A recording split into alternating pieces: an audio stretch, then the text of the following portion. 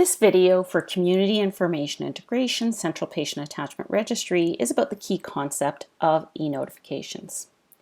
E-notifications are notices that appear in a primary provider's EMR when one of their CPAR paneled patients has had an event in AHS, such as an emergency department discharge, hospital admission, hospital discharge, or day surgery.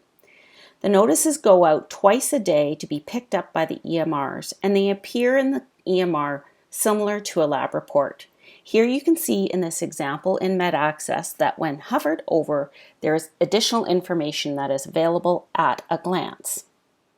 When the e-notification is fully opened, the information includes the patient demographics, the AHS facility, date and time, and if it is available when the notice went out, the attending provider, and the admission reason.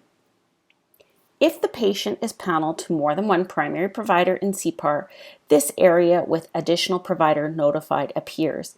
It identifies the other primary provider the patient's paneled to in CPAR. When following up with the patient, this is an opportunity to identify who they consider to be their primary provider. Once opened, the notice remains in the patient chart, similar to a lab report. Averages to date show that participants are receiving about 1.6 per day, or if that looked at based on panel size, for a panel of 1,000 patients, about 11 per week. To see how it works in your EMR, see the orientation presentation of how CII CPAR works in your EMR, or the EMR guide. There are many stories available, both on the news page and the physician experience page, with positive story from participants to date.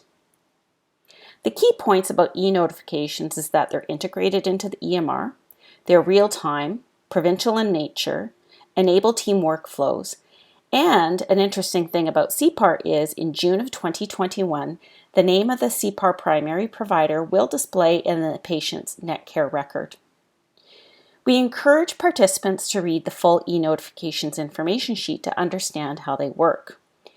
If the information for the discharge reason or the attending provider was not available when the code went out, we encourage participants to look for additional information that might be available on Alberta NetCare. If by the time the clinic is contacting the patient and there is a lack of information, we do encourage you to consider that it might not have been a positive outcome. For more information, go to the CII CPAR webpage.